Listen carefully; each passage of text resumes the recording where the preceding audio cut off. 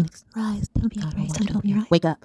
Stay focused. Hi, I'm Dr. Reverend Mariam, and this video is all about mental health awareness and the struggle, what it's like really trying to get help.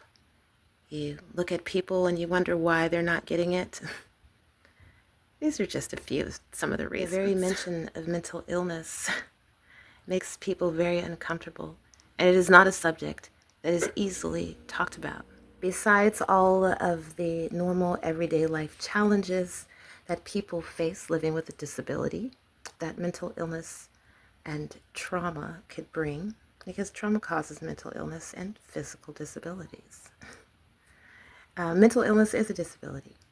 It can be very crippling and disabling, but besides all of that, it's the haunt, the search for a psychologist that cares, is not just paying their bills, is not just wearing a title and forcing their authority down your throat. I heard a psychologist the other day say 1 out of 6 people are narcissists. 1 out of 6 people, as if psychologists aren't people too. It's been long known in our world how mental health facilities, behavioral health practices throughout our time has been very disturbing to people that cannot defend themselves because of their disabilities and mental incapabilities due to this illness that they are living. I've even seen them on the ghost shows. How people were tortured and their souls now stuck into the building, the walls that kept all of the pain and mistreatment of all of those souls. But when you go searching for a psychologist or a psychotherapist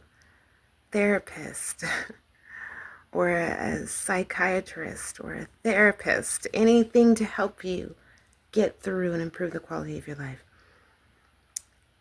nobody considers the healthcare professional the problem.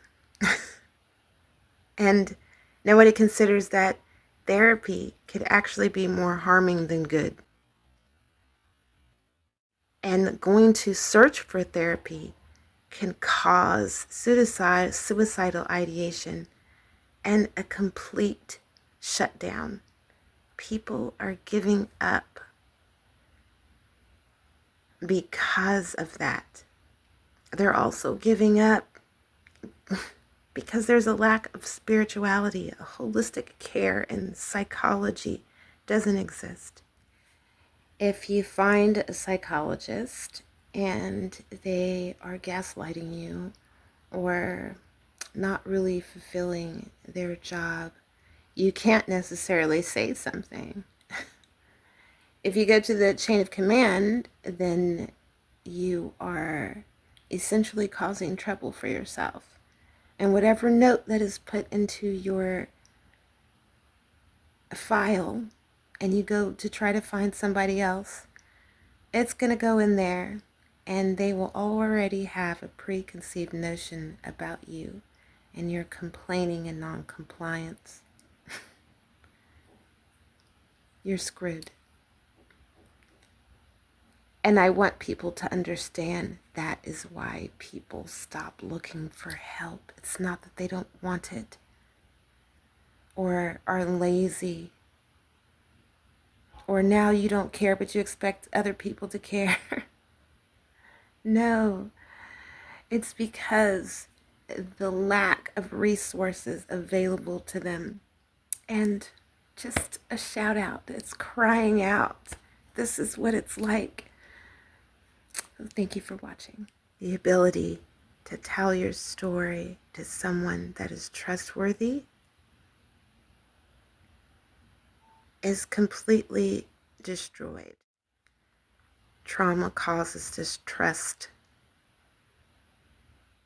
a hypervigilance of distrust. So looking for a psychologist is more than exhausting and taxing on the body and mental and spirit. It causes people to give up.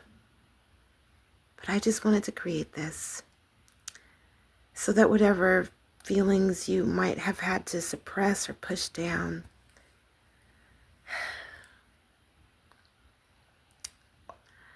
all I could do was look for someone that could help me voice what I was trying to say when I couldn't. So hopefully someone saying that this is happening gives you some kind of feeling of effective preventative and treatment options do exist. But those resources are not made available to everyone. I just want to remind you, with all of the motivational speakers, universal laws being made, like the law of attraction being made to tell you that it's all your fault.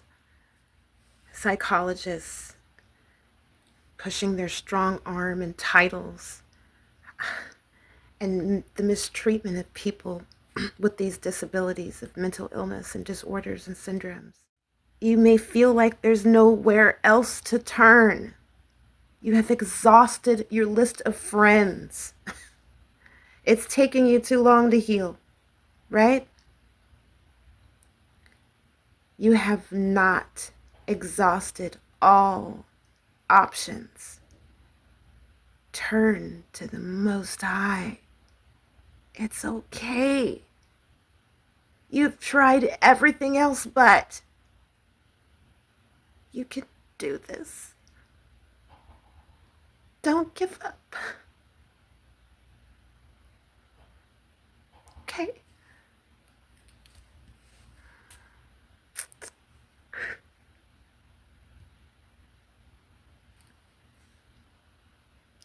You're not alone.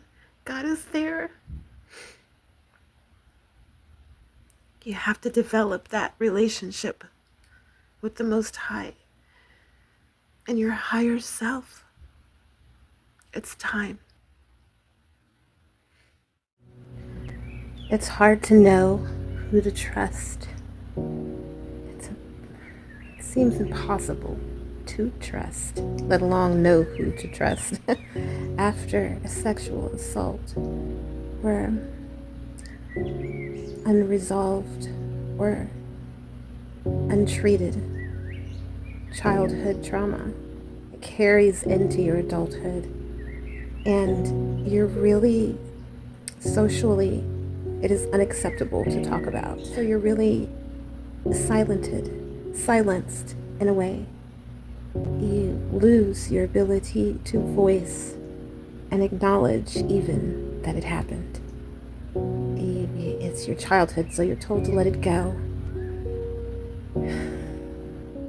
So instead of letting it go, you just push it down and don't deal with it. And it turns into some pretty crippling and disabling mental and physical ailments, disorders, diseases, and syndromes that make life hard to live, as if it wasn't hard enough already. And then you have the dreadful task of searching for the right psychologist to help you through it. Either they're going to listen to your story or not. They don't want to deal with your past. They want to deal with here and now, but here and now is causing trouble because of your past. You're silenced, and the biggest problem is finding your voice again. Or maybe you didn't lose it. You just lost the ability to use it. So you're silenced even more. Or the psychologist that you find just tends to take vacations all the time. So you realize quickly that you have become their vacation fund. You have become a lick. So you search for another, trying to tell your story. No one listening. Until someone does decide they want to listen. They're listening, but they have no solutions. Oh, PTSD. You're having flashbacks? Well, I can refer you to one of my friends that you'll have to pay $300 for to do a new modern study that seems to have promising results for some, but not everyone. Or maybe try this, or maybe try that, and I can refer you to this and refer you to that. But your health insurance won't pay for it. You're on disability, so you have government health insurance. Whatever it's called in your state or country. It is what it is what people always say. But what it is a hard life to live. You're not wrong for voicing the trials and tribulations of having disability. It's not you verbally feeling sorry for yourself. It's you voicing what is going on in your actual life. The guilt, shame, and confusion of how you're supposed to act to please everyone is exhausting, let alone all of the daily life activities that drain you. You get people say, why don't you just go get some help? You need to go see a psychologist. He tried, but he couldn't do it, so try again. It takes a while. Sometimes you have to search for the right one. But they don't know what you've already gone through to do it. You begin to tell yourself it's you, knowing deep down it's not.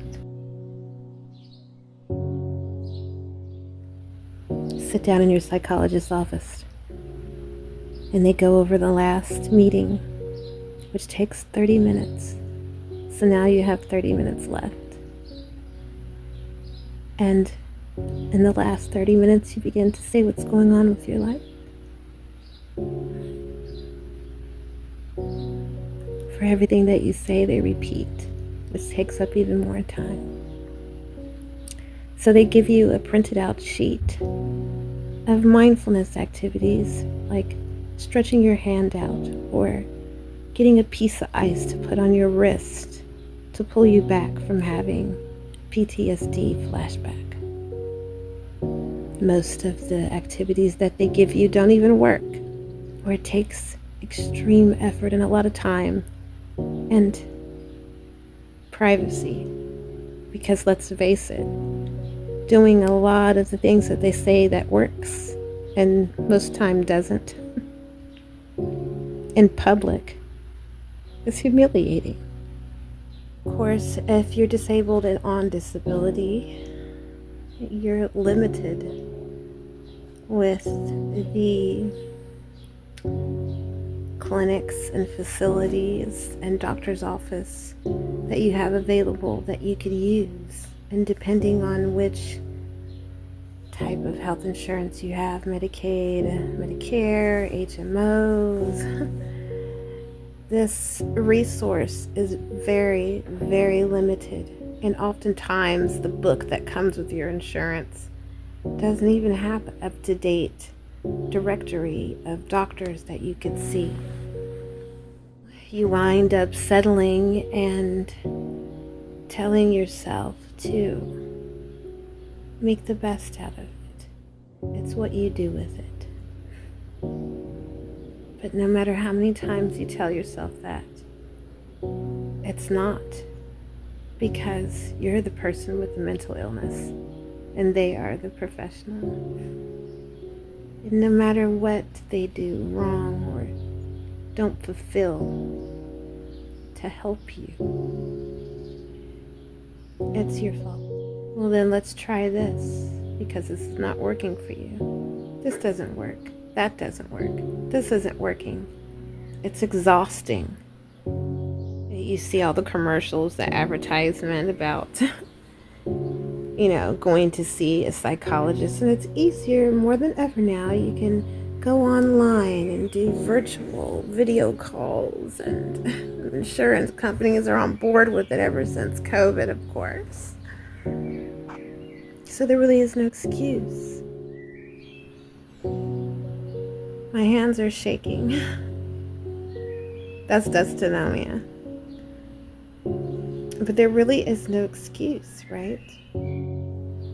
Your reasons become excuses in everyone else's eyes, and there's no escape for you calling them reason they'll always be thought of as an excuse. You don't have a physical ailment with the psychologist because you might hear something like, oh, you have physical ailments? You really need to make sure that you stay up to date and with your follow-ups with your doctor. That's pretty much all you're going to get. Who cares that physical disabilities cause mental challenges, emotional challenges? You know, I'm saying all of this just for awareness. You try to tell what happens, and people don't consider that. They go straight to excuses or complaining. Please listen to someone, even if you can't help them and do anything about it.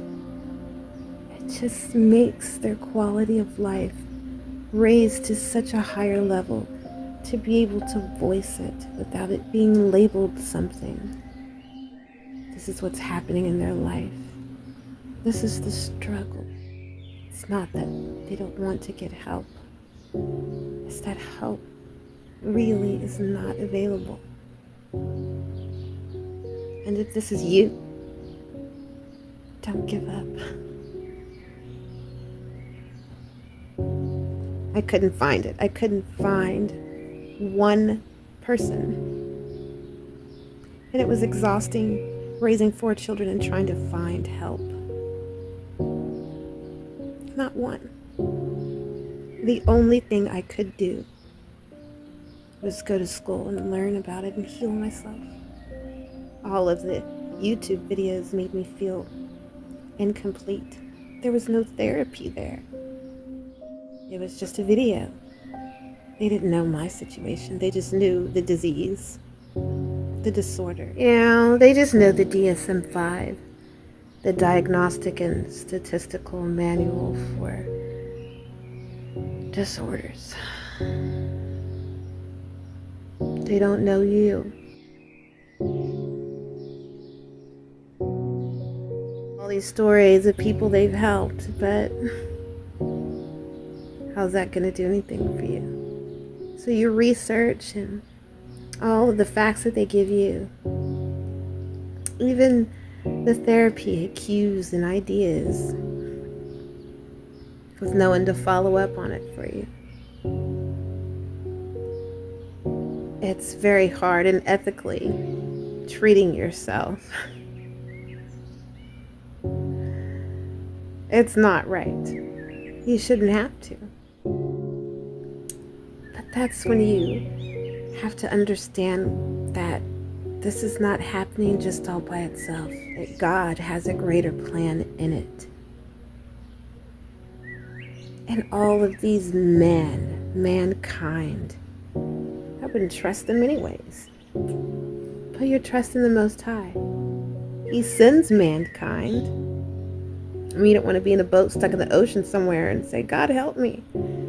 And then he sends a boat and it's so small and there's only one little spot for you to sit in.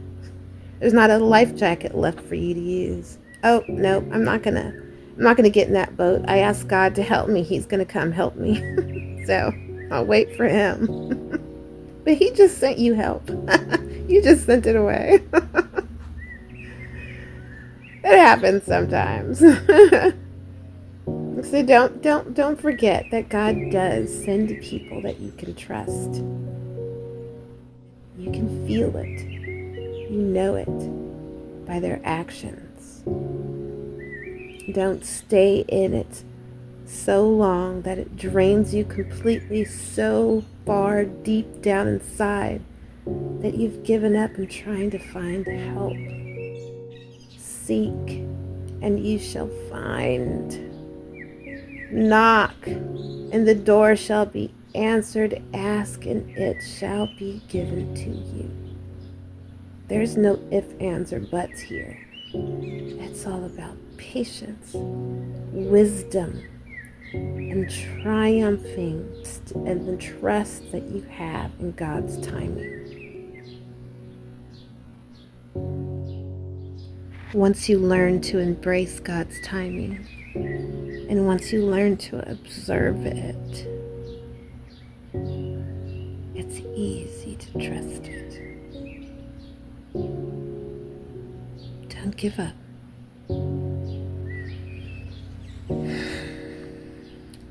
Don't give up on yourself. God didn't. Communicate love to yourself. Be aware of what you are saying to you. Put your trust in the Most High. You can do this.